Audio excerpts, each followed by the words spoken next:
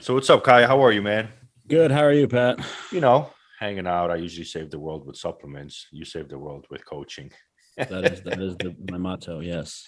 So, brother, I wanted to bring you on, man, so people kind of get an idea of who Kyle Wilkes is, even though you are a huge name within the industry, especially now when it comes to coaching. You've established yourself drastically within the industry.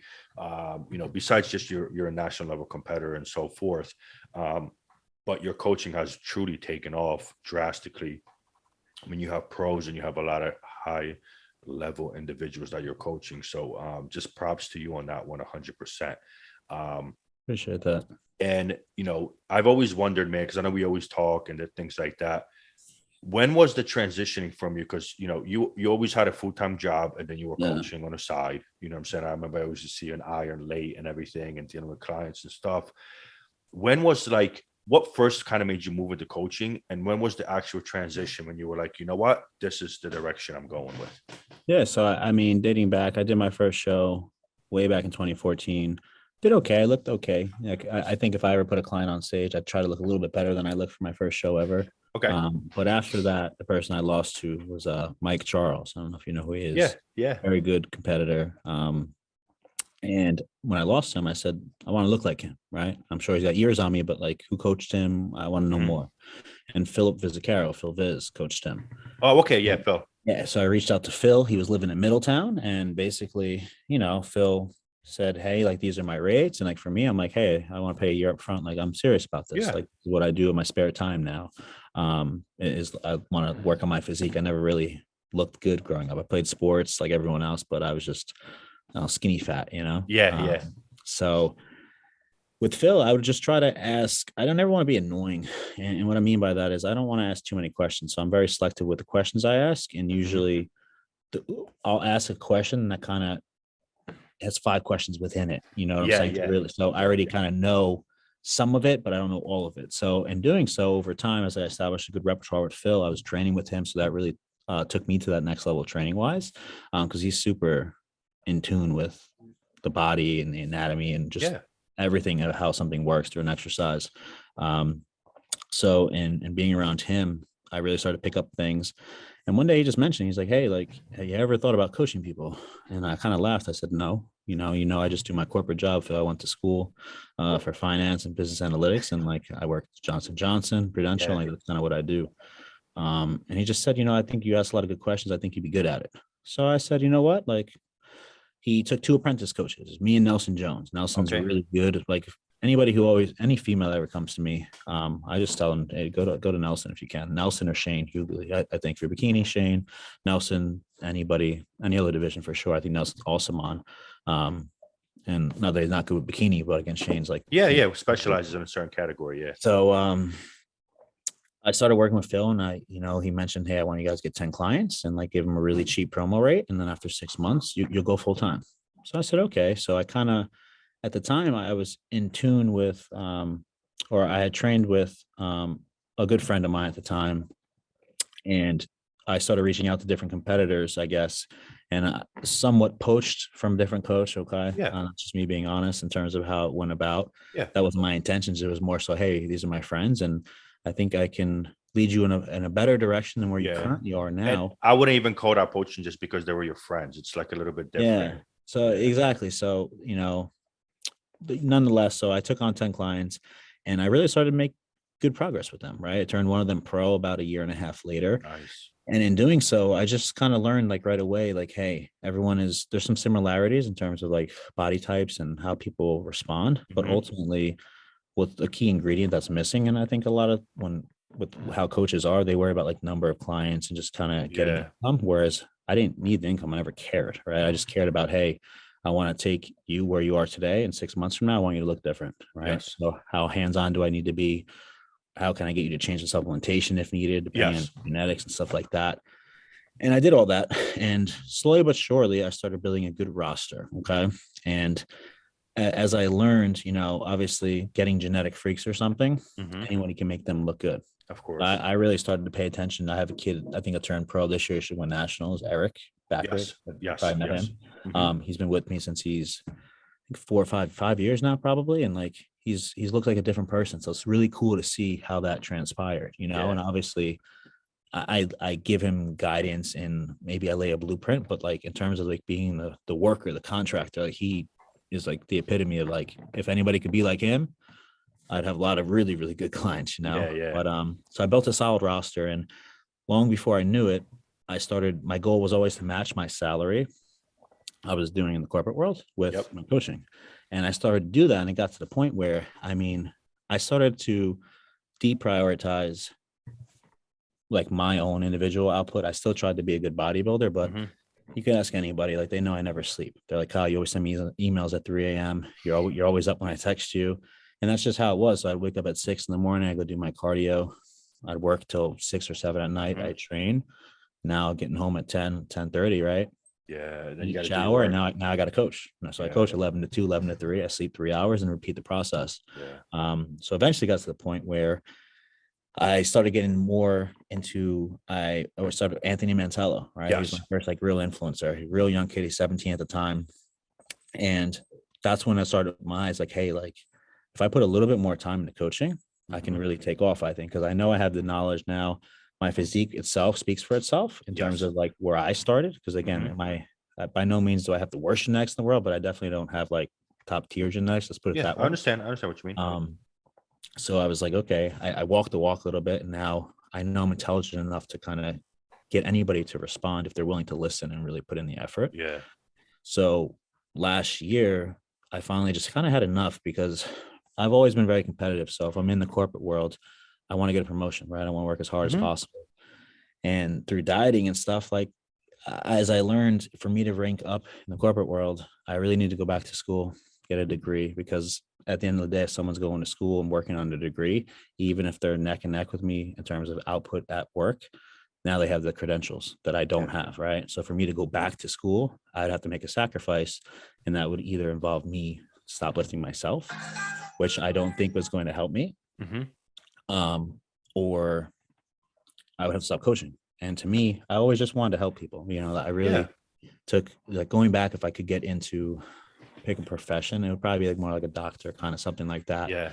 just because that would be something I find passion in, just seeing people smile. When Mhm. someone's on stage, they win. Cool. I feel good.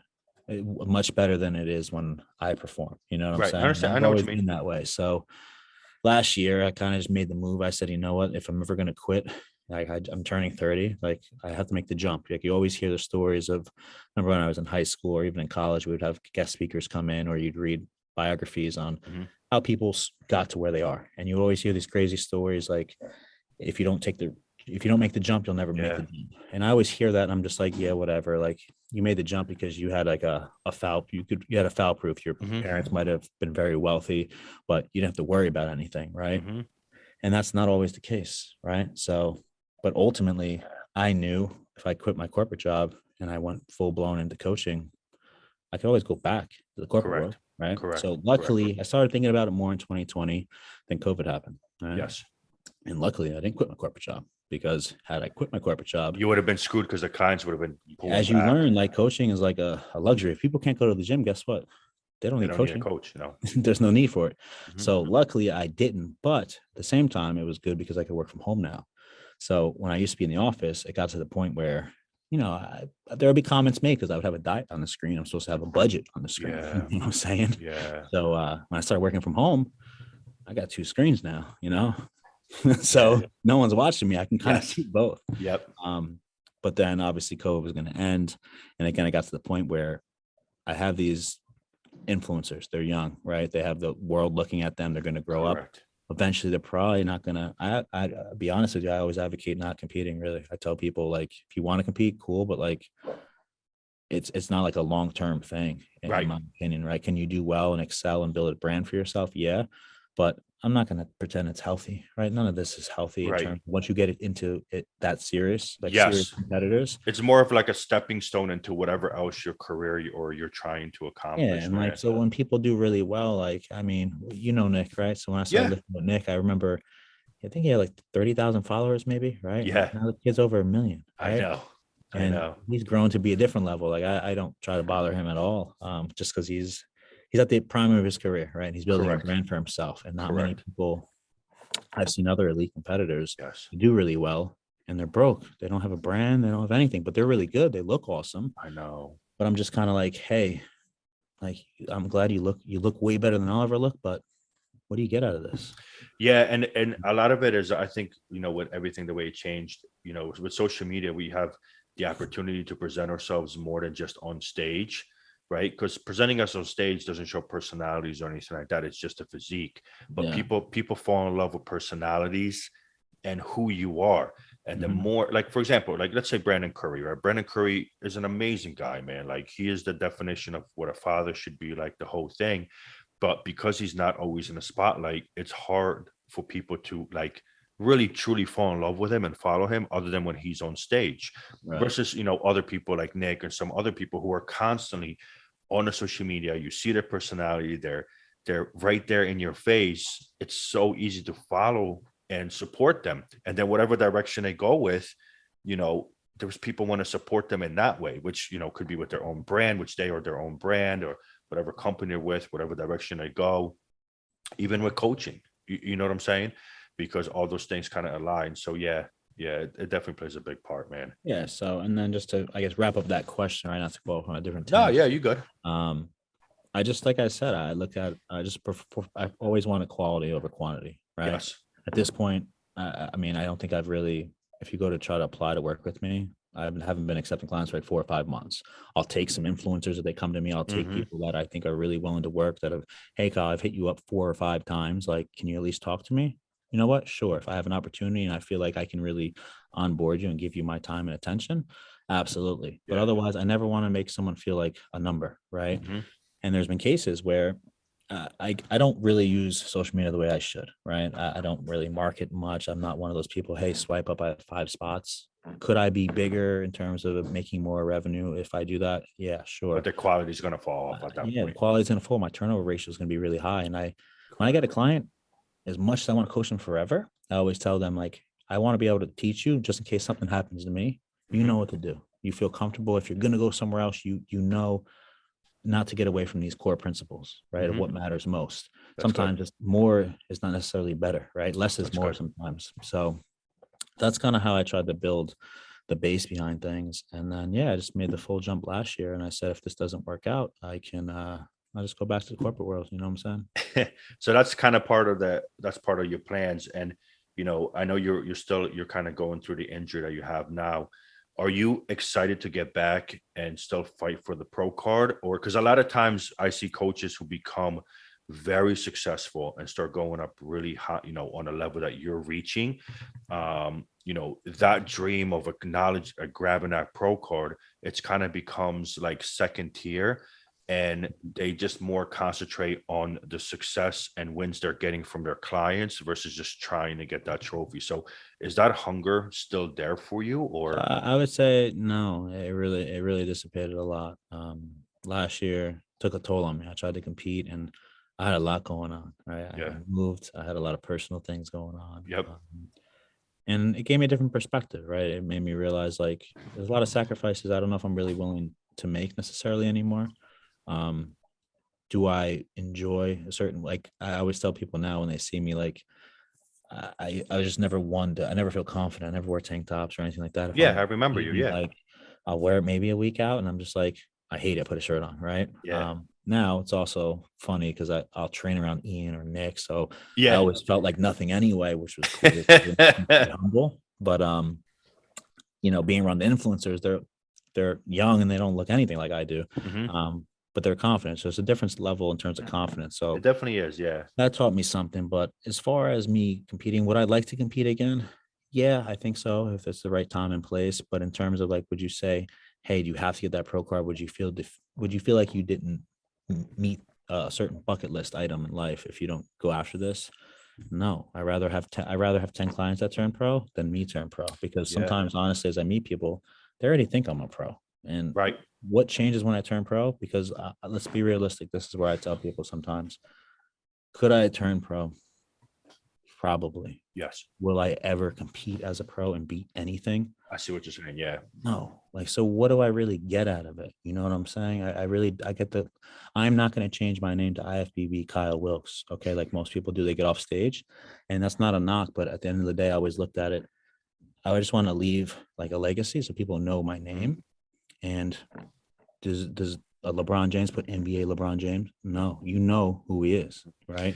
And That's it's, how I look at it. yeah, and I get exactly what you're saying. And that question came up because you have people, let's say like Matt, right, Mhm. who he was a top tier national level competitor, but as his success became his wins were from his clients, it just wasn't the most important thing anymore, and he didn't want it to pull away from what he's accomplishing with his clients. I mean, Yeah. you have the gentleman up from Canada who owns HD. Dorian. Yeah, same thing, Yes. right? He's still kind of like chipping away, Yeah. but he's so successful on the other side. I mean, Phil, you mentioned Phil, same thing, right? I'm sure he still wants to compete and is probably going to, but the drive is a little different. And just like you said, man, like to get that pro card, especially on the bodybuilding side, especially if you're on a higher weight scale, you have to do a lot of sacrifices, especially with your Yeah. health. And then if you want to be competitive, you afterwards, it's even more. You know what I mean? Because a lot of times people, like you get that pro card, I'm sorry, man, you got to go back to work and fucking keep going. Exactly. All right. So in a perfect world, like, so it's like two table, right? So had I not got injured, I would still try to be building my physique, right? Yes. But now that I got injured, that really changed a lot of things for me, to be completely honest with you, right? I don't know if I could ever get back to training how I once did. And people will just say, oh, yes, you will. And like the way I built my physique required me never worrying about getting hurt. I always Yeah. cared about my form execution. So if you ever asked me before I got hurt doing an obstacle course, Mhm. if Kyle, would you ever get hurt in the gym? How would you get hurt? I would say in the gym. I'd probably get hurt in the gym somehow, even though I try to have impeccable form as much Yeah. as possible. I'd probably get hurt in the gym, and I didn't. So that really like kind of shocked me a little bit, because now when I do go back, I'll be honest, like I don't know. I'm not confident in being able to train at the level and want to risk ever having what has happened to me, because Yeah. that I am somebody that all I ever do is want to help other people, right? Right. And when I lost my independence, right, and Yes. I couldn't even live at my house, I had to live at a good buddy's house. So thankfully, him and his wife really took care of me for 6 weeks. I mean, I couldn't do anything, man. When I'm telling you, the one day I looked at the step count, I had 55 steps for the day. Wow. 55, right? And that's just honestly, that's like rolling over to go to the bathroom, right? Yeah. And I just realized, like, wow, like I am useless, right? What I used to do, I used to be in the gym pushing my clients. I can't do that now. Yeah. So it took a lot out of me, right? So I don't know if I can't train at the level I once did, I won't even bother competing, because I know I'll never get to where I need to be, because I know I'm a white Caucasian male. I have a little bit of a boxy frame. And right? listen, you mentioned the first part, white Caucasian male, genetics are not for you. It's going Yeah. to be a tough game, man. I'll have to be very selective when I push certain things, and Mhm. I know where I need to make improvements. And if I can't make improvements, and my legs were usually a decent body part for me. Yeah, they were. Now, if I got to worry about bringing them up, my upper body was already what was lagging, right? So now I got to bring my leg back up. So I think it's possible, but at this point in time, like I'm 8.5 weeks post surgery. Mhm. I finally got my brace off last week, so I can kind of walk around and stuff. But people ask, "Oh, you're gonna start training?" No, I'm not gonna start training legs. I'm good. You can't. Yeah, I'm gonna there's wait no reason to months. rush it. Yeah. No way. Not worth it based on how it made me feel. So Do you even currently bother with the upper body? You just kind of just relaxing. I've been training like 3 or 4 times a week. I was Okay. getting a decent rhythm. Then something always comes up, man. Last week I had COVID somehow. I personal life Yes, gets understand. in my way, gets in my head a little bit. And Which like happens. for the first time, I used to be someone. I always get on people now when they go to holidays, bring meals, stuff like that, because I was like that. I would never even want to take a cheat meal in the off season. Yeah. People see me, they're like, "You prepping?" Nope, I'm just in good shape because I used to be fat, so I don't let myself get out of Yeah. like an 8 week outlook. You know, Mhm. I don't even need compounds to look a certain way. I just am very religious with Yeah. how I eat it, and that's why I like to also work in the corporate world because I leave at 6 in the morning. I only can bring a certain amount of food, so I literally have to leave work, go Yes. to quick check Wawa, get something I shouldn't have to eat it. Yeah. Otherwise, I have the meals. But now that I'm home, I'll be honest, it's hard. Yeah, it's much easier to go in the closet, eat whatever I want. I'm looking at the Yeah. clock. So that schedule also plays a role. Yeah. Um, Free time's a bitch, man. yeah, Like when you have definitely. free time, it definitely is a bitch. And you mentioned the whole gym part, man. And just personal life, because everybody goes through personal life issues. Look, I have personal life issues. Everybody does, right? Yeah, But me and you both know how important a gym or an incredibly busy schedule can keep that way. Like I worked the corporate world before. I mean, you know the deal. So it was like, set time to set time, gym, workout nonstop. You don't have time to think about anything. And even fast forward now with the stores, like I work every day in the stores. I'm constantly doing things. And then, anything that catches me stressfully, I can go to the gym and release it. And it's weird because, like, for me staying on a particular like plan and diet allows me to put my concentration into that versus anything else that might be happening in my personal life that could pull me back or distract me or kind of just like fucking bring me down. You know what I'm saying? yeah, So yeah, if I think if I had an injury, bro, I would fucking probably blow my brains out. Because even when I have one day off, because I take Sunday off, and I spend time with my wife and so forth. But I know for a fact if I had a food day off, because like sometimes like I don't have to be in a store till like 10 or 11, depending on what store. So in the days I don't train, I still wake up early. So just to have 2 hours of free time, I'm like, this is this is starting to get annoying. I got to figure out what to do, like there. yeah. So And then yeah, also another facet, I guess, which can tie into a later question about like with the influencers and stuff, but me trying to be hands on with people to really help them, right? So if I yes, see someone that either they're influencer or there's someone that I know can improve their training and that would yield maybe a pro card worthy physique, yep, I want to train with them hands on and teach them exactly how Phil kind of showed me, right? Because I think that's yes, a huge thing. People always ask, how important is training diet? Like training's pretty important, I'll be honest, right? Like a lot mhm, of people don't train the way they should. And if they did, they would realize like a little bit of supplements go a long way. And then yeah, the nutrition obviously plays a role, but you got to create that stimulus that's needed.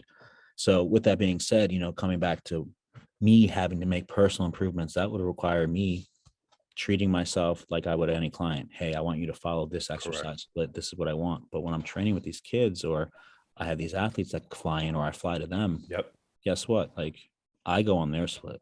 Hey, mhm, what are you supposed to train today? mhm, I did chest 2 days ago. Cool. I'll do it again because I don't care about my own specific.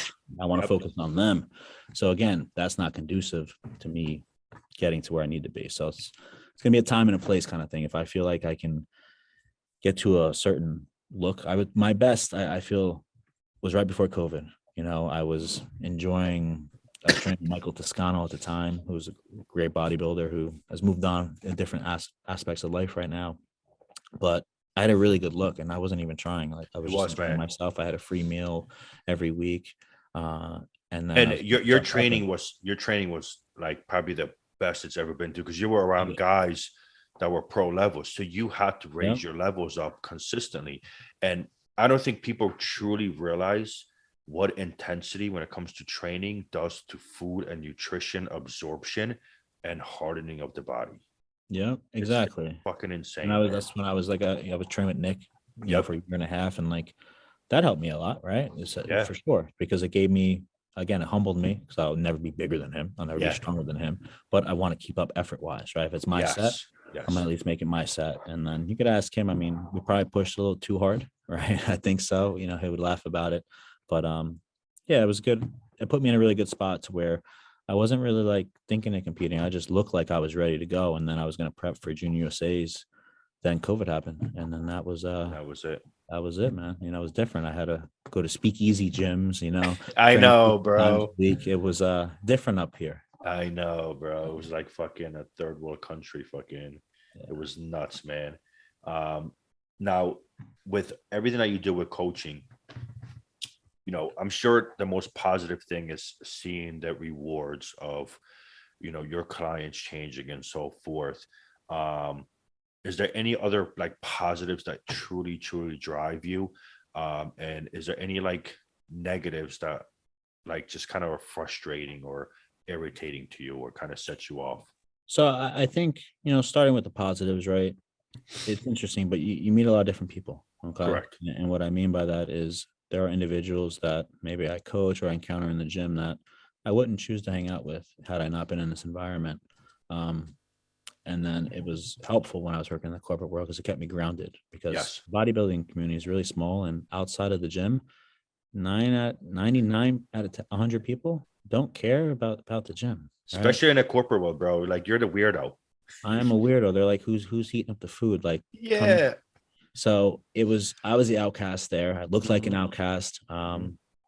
And it was humbling, but it also kept me, a lot of people, I'm not going to say bodybuilders, a lot of people think are unintelligent, right? They care about themselves. Mhm, And for the most part, that could be true. mhm. But through coaching, I've met a lot of interesting individuals that have really nice stories. And maybe they use the gym as an outlet because of Yes. something that happened younger in life, right? Something that they were younger and they didn't have the choice, right? Their Mhm. parents split up or they were put in a really bad environment. Yeah.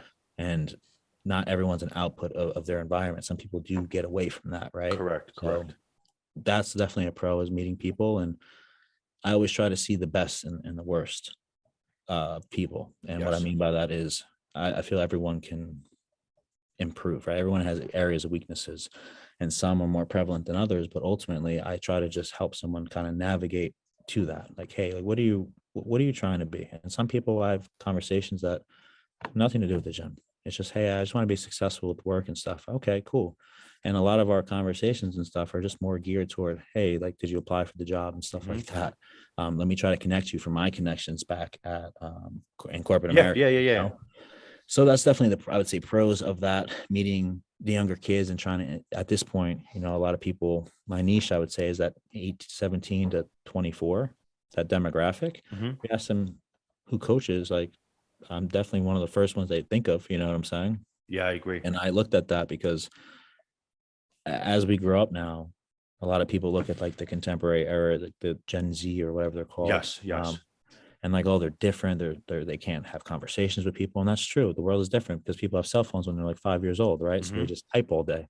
Um, but to me, I wanted to kind of say, okay, how can I help you guys not just connect with the older group, but like make an impact moving forward? Because this is going to be your world. That's the Yeah. reality. In 10, 15 years, you guys run the world. Correct. So just kind of paying attention and being able to kind of lead them and at least put them in the right direction in the bodybuilding work. Because Yeah. as you Yeah. said, 10 years ago, bodybuilding was drastically different. And why the Correct. sudden change? Because of that up and coming group where we are, we Mhm. changed it, whether we realize it or not. We didn't get the right guidance, perhaps, if you want to look at it negatively, or, Mhm. we just took a different viewpoint of what we like to see. Yeah. So, yeah. Yeah. I agree. I think it's a good thing. A lot of people listen. I always have these conversations where, kind of just to get off subject, like, the current, bodybuilding scene, especially in all the gyms, is a young generation, right? And I think your name should probably be changed from Sir Kyle to Daddy Kyle, just because you have so many younger clients Yeah. and you help them out so personally in general. You know what I'm saying? But the scene is a younger crowd, right? Ever since classic physique became a thing, it allowed the younger generation to feel like they can accomplish a certain physique that you know seems unreachable when you're looking at a full-blown bodybuilder, right? So let's say we go 10 years 15 years back and there was no teens, so all we had was, for the most part, like the angry bodybuilders, right? Because we're talking like late 90s early Yeah. 2000s. And then we had tons of soccer moms and soccer dads just hanging out as happy hour. So people can get upset by like the kids being there now, but at the same time, the kids were the other scene in the gym taking up machines. So every generation has different movement, but this generation, it's better because the ones that are in the gym are feeding into the whole entire industry. Yeah. You know what I'm saying? And and the best part is, it's either do you roll with that industry, right? find your way within there, or do you keep trying to shit on it and become irrelevant? And just like you mentioned, a lot of kids, they don't know how to talk and so forth, Yeah. but they are willing to listen and and link up and ask for help if you present it to them in a positive and in a good light. You know what I'm saying? Right. So Sometimes you just have to like change the delivery of your message, right? And some yes. people are reluctant in doing that. A lot of people, you can't teach an old dog new tricks. Well, you can. You really, Mhm. I can adapt my style if I'm talking to someone that's 40, 50 years old Yeah. versus someone that's 20 years old. And that's not Yes. just in the language, it's just more of how you go about it, right? Being personal about it. Yeah. That's the main thing. Yeah. Now, is there anything like negative wise from your years of coaching that sticks out in your mind? I would say, I guess what we're seeing in the gym scene now, right? As you touched on, we have these really hardcore bodybuilders, right? Yes. Yes. Um, Specific ones come to my mind. I'm sure some come to your mind. Yeah. And, sometimes they're like, oh, this person shouldn't wear a tank top. They shouldn't pose in front of their tripod. They shouldn't do certain things. And I understand that perspective to a degree. But at the Hmm. same time, like they are the ones that are going to be taking over, as I mentioned, right? They are the Correct. ones that, hey, if you start a store, right? You should start a supplement store. Hmm. They're the ones that are going to be buying. So Yes. I understand maybe you don't like the way they carry themselves. And yes, maybe they need to learn some gym mannerism a little bit in terms of Hmm. putting weights back. But yeah, I understand the tripods get annoying. But again, they're kids, right? Yeah. Like teach them, go up to them, talk to Yes. them. Hey, would you mind? And like most of them, like I said, I haven't really encountered anyone, and this is before people more so Hmm. respected Sir Kyle, right? Yeah. Yeah. I never really went up to someone and said something, had them like give me some backhand comment, Mhm. oh no, like go screw yourself. They're not going to talk to you like that, right? So Unless you're a dickhead and you come up to him with an yeah, attitude. or if you sit there and posting on social media, oh, this kid at the gym today did that, like Yeah. that's not needed. You're not Yeah. any better than they are. Yeah. That's the negative thing. It's just kind of again looking at a certain generation of people that are unwilling to adapt their mindset and their philosophy, right? Yeah. Because the world is ever changing. You be kind to humans, Yes. right? Like we are all human beings. We all have emotions, Hmm. different things that drive us. And at the end of the day, just because you look better than me or you're bigger than me or you've been Hmm. focused on hardcore bodybuilding doesn't make you better than me, right? I There's no agree. difference. I agree. And So and you have a dude, you're 100% right, man. Um, and when this whole scene started becoming relevant, I was the first guy always in the back of my head. I'm like, oh my God, this is so annoying. And then after a little bit of time, I would go out of my way to introduce myself, especially like as the store started to become relevant in a brand. I wanted to make sure I represent it properly. So I would always go out of my way. If I see some kids training in a group or whatever, especially if I notice that something is off, their form or whatever it is, right? I will come up, be super, always start smiling, right? Because that's the first thing that calms everybody down, especially in a gym. yeah, And I would always introduce myself and just give a tip. And I would notice that they would actually listen and be relevant. And a lot of times they would come back and just ask other questions. You know what I'm saying? yeah, And for they sure. and they just become more relevant of what's going on in the scene and so forth. Now, listen, is there a percentage where some just might be just purposely assholes or trying to act up? Mm, Yeah, it could happen, man, especially like in certain corporate gyms, right? But for the most part, it's very small. And listen, I may not listen, I'm not a national level competitor and so forth, but I've been putting in training at fucking so much for so long. yeah, So I'm happy to give that back. And I actually feel like it's my responsibility to give back to the youth who are coming up because I was in their shoes. I may have not been doing the tripod stuff and all that stuff, but I was that guy in a gym feeling weird to do a certain exercise, or I would put it back and see if anybody's looking at me. And I always wanted the big guy in a gym or somebody knows what they're doing to give me a pointer. And if they did or acknowledged me, it was like the highlight of my day. So I think that part, like just like you hit it yourself, man. Like, listen, we're at a next generation over. We should be helping the generation below. So then yeah. when they get into our shoes, they're doing the same thing. And it's a Mhm. constant circle of positivity versus just negativity going back and Yeah. forth, dude. And then the only other negative thing I would say, just from being in the industry, is more so people that are giving unsolicited information, and it's not coming from an educational background. It's coming from, they have no idea what they're doing, right? Yes. So I get a lot of people that come to me, females, they're messed up, not only psychologically, because that definitely happens, but Mhm. like hormonally, they have Yes. problems. There's a lot of metabolic damage that is done because they were in a deficit for 52 weeks, or they've been dieting and taking certain thing like their bikini girl. You shouldn't be taking really much as a bikini girl. You don't need that. Like if you really focus on nutrition and training and you have halfway decent genetics, you get pretty far. Yeah. Then throw that in, right? So I see it all the time. Like someone does a show once and then they're soliciting, oh, now I'm coaching. Yes. What are you really coaching off of, right? I'm not saying people have to take the route I did and focus on being book smart and all that, because I understand that's not for everyone, right? I'm not saying you have to have an educational background and a degree. But what I am saying is apply things first, right? I had those 10 clients with Phil before he said Kyle's a full-time coach. Before I even wanted to be a full-time coach, Mhm. I made sure I can apply things, right? If I have 10 clients, how can I be successful with all 10? And what you see Yeah. nowadays, especially with social media platforms, you can have a bigger platform than me. We copy and paste the same thing. You get the credit, you get all the attention, right? Mhm. That's not always how it should be. And then Yeah. more so, if you're a very popular coach and I'm a nobody, you post just your success. You have 100 clients. I only have 10, right? So you post 2 of the 10 people that competed last week and 8 look like crap and 2 look really good because you have a cult following. Mhm. Everyone just gasses those 2 up. But what about the 8 that didn't do so That well, is a good. right? Yeah. So I think that's really important. Yeah. So that's negative, right? I don't like to see that. And again, I encourage people I understand people want to make money and stuff, but I didn't get into this to make money, and I could close my door tomorrow, go back to doing Yeah. what I did, right? I think the last part you just touched, you didn't get into this to make money. So coaching or any type of business, right? You could be a car salesman. You could literally be a fucking a door-to-door salesman, right? If you got into it because you love it and the benefit is profit, right? You will be a lot more successful than you get into it to make profit, right? Your Yeah. approach, your presentation. Because let's say if I want to decide to get into coaching, right? Well, if I say, look, 10 people, free coaching, I'll just help them out. I want to learn.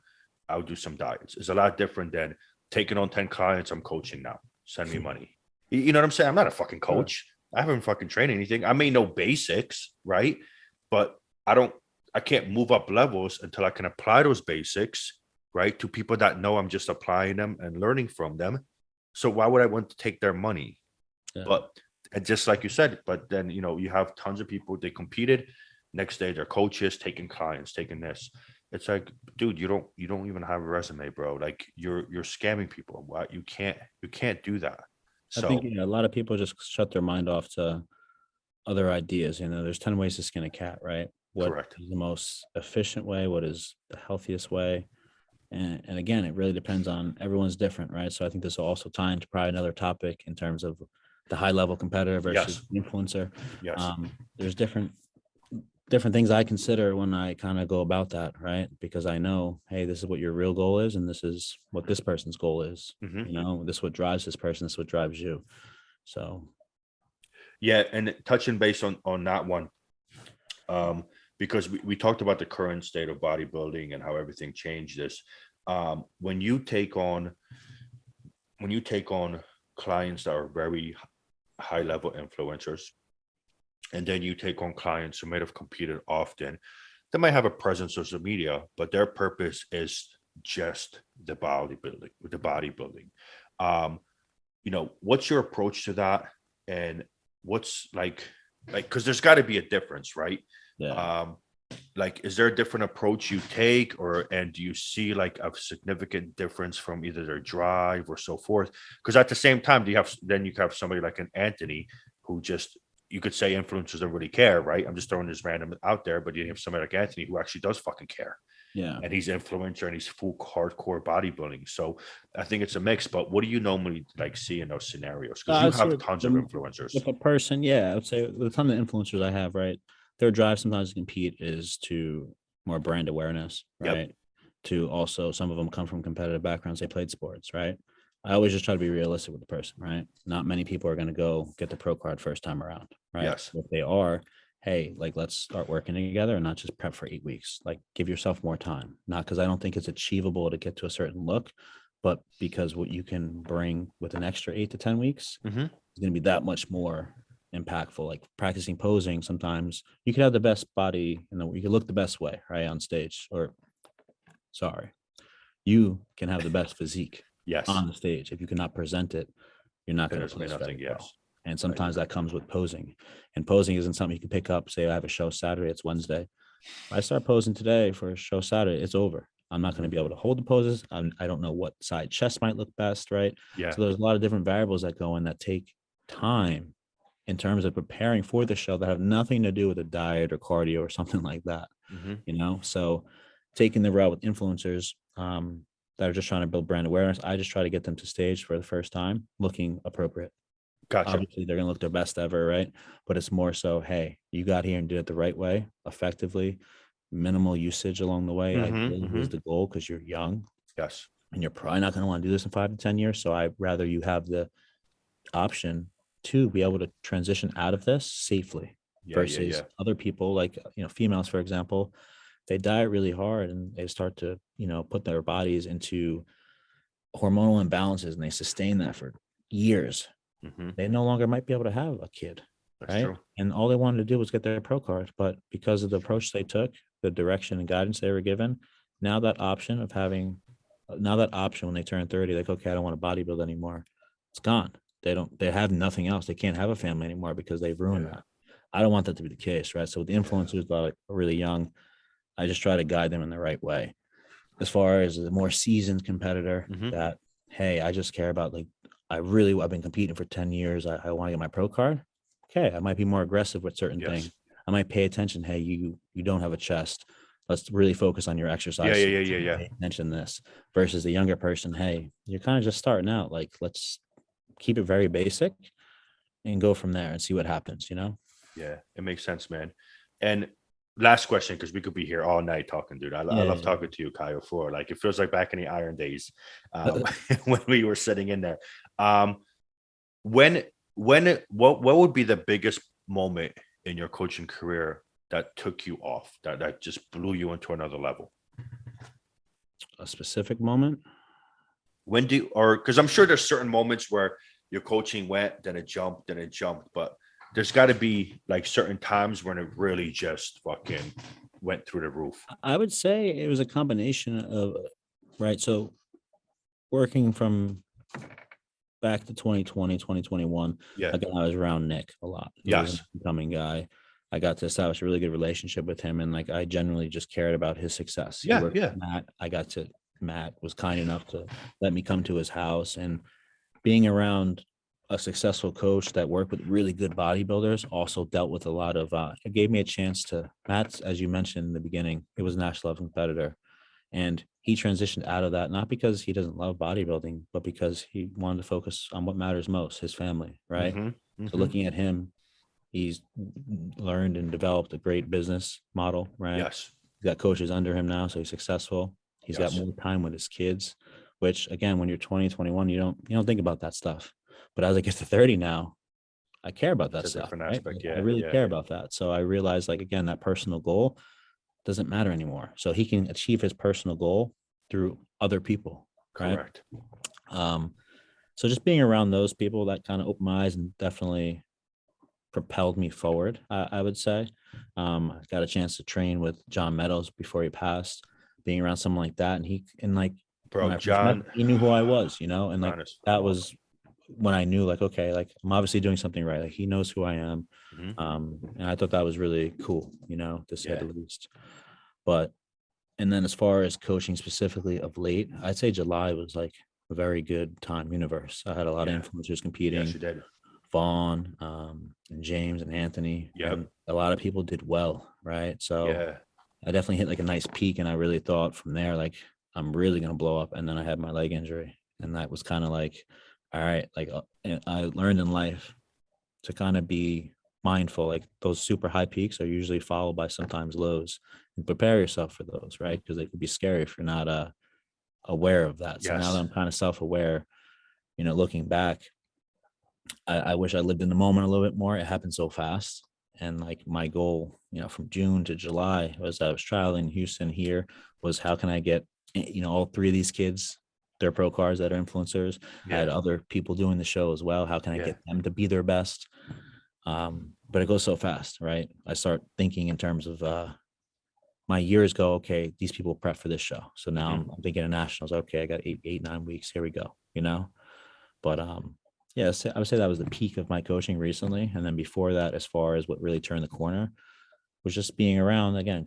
Chris came down here, Matt Thompson, Yeah. who was his manager, brought him down here to train with me. Yeah. And again, I just took those opportunities to kind of just get to know those guys. Of And course. that was something that really helped me because obviously they have cool platforms. And I'm not someone Of that course. I'll train with someone, I'll take a picture and tag them. I try not to do that. If you want to tag me, cool. Yeah. And then I'll go from there. But again, I never use social media the way I could to Mhm. grow. And now, I should use it more for sure to build a brand. But just kind of living in the moment in those different instances, I think really helped me. I feel like you're at a moment where you're almost capped out with clients, but you probably are. You're just helping still more people and overloading yourself. Have you ever thought of doing, like, for example, what started with you when you were with Phil, where you take on apprentices and they fall underneath the Kaya Wilkes coaching, for Yeah. example? And that's definitely so. I still work with Johnny Castellina, right? At Yes. ProFX. So it's kind of me and him. And now he's brought some other people under him a little bit. But it's challenging, right? I was talking to Phil not too long ago. He just recently got a new apprentice, but Okay. it's I'm trying to think like, okay, who can I kind of bring under me and what would they need? And I'm thinking of finding someone else like me. And I'm not saying not to blow my own horn or toot my own horn, whatever the saying is, but I had a different outlook. I didn't try to coach because I want to make money. A lot of these people that want to coach are They want doing to it do it because for they want a money. job. Yeah. I did it because I genuinely just wanted to try to help people and also Mhm. help myself. So finding someone like that, it's hard. And It's then a the lot time I harder. think Yeah. about all those hours that I work with Phil or asking questions or I was with him training, I never thought at the time, oh, I'm going to apply this to clients. I'm just applying this to myself. I'm trying to absorb all the information, just like it was a test coming on Friday. Mhm. How can I learn this material and memorize it forever? Yeah. Well, listen, man. Sooner or later, somebody's gonna fall and up, in front of you, and it's gonna work out. And you mentioned the issue that happened with your leg and so forth. Yeah. And yes, it was horrible, but I think hidden behind it was an opportunity, right, for you to see that your career is meant to go in another direction, to really reach new heights where possibly you would not been able to if you pushed coaching aside to chase a pro card, for example. You know what I mean? Because then, just like you said, the attention would have to get split. Because listen, bodybuilding can get very selfish, and then when you're in prep, it technically becomes very selfish at that time. So that attention would have to go more towards you, away from your clients, and it could have been going the other direction. So sometimes the horrible things are like a secret blessing. No, for Um, sure. I think I refer to it. I'm not sure if you're friends with Nick Trigili, right? But yes. he reached out to me a lot, right? A lot of Mhm. people give him a lot of heat, but when I got hurt, he reached out to me often, like very often, to be honest. And he said, like, life gave you a hard reset for a reason. He's like, you might not understand now, but look for those reasons. Understand that when Matt tore his pec, right? Mhm. Ultimately, it was like kind of like, okay, he's probably done competing now. Yeah. It gave him an opportunity to see, like, okay, uh, what was I missing out on? Because I was chasing just competing and being the best version of myself physically. And any good bodybuilder, right? Any pro, Nick, any of those guys that I think when you had the Aries nutrition event, Yep. right? The Yep. podcast, all those guys that are successful bodybuilding have a certain level of selfishness when it comes to prepping, right? Correct. You have And to. what made them super great at what they're doing is being able to really hyper focus and say, I don't really care about other people. I care about Yeah. myself. Yeah. And it's just And part of it's part of it. exactly. Yeah. Yeah. I agree with you 100%, man. And yeah, dude, it's listen, everything works out for a reason, but it also at the same time, man, it's things do happen, but the individuals who are open and are more worried, because listen, if you are more worried about just yourself, if you're more worried about profits or whatever it is, your decisions would be a lot different. But for you, you're like, well, this gives me an opportunity to really help more people, Yeah. really win through them. So that's probably the biggest that's the biggest, positive from it, what, at all. But yeah, man. So we've been on for a while, so we'll call this one a night, man. All right. Kyle, dude, it's a pleasure, man. Thanks for jumping on. For anybody listening, man, check out Kyle. Don't bug him in DM. He's kind of maxed out on clients. And brother, I'm always a big fan of yours, man. And I'm always staying in touch, man. And I really look forward to seeing like a lot of the guys that you have turning into pro and going forward, especially Anthony, man. Because it's just a matter of time. So it's really cool to watch somebody like that who's coming up, right, and is able to still get it done while being famous, right, to a certain degree. And then for you to be not just his coach, but your friend, and if anything, a role model, Yeah. going forward. So, but thanks again, Kyle. And Thanks for having me, Pat. no problem, brother. We'll catch up again soon. Talk to you soon. All right.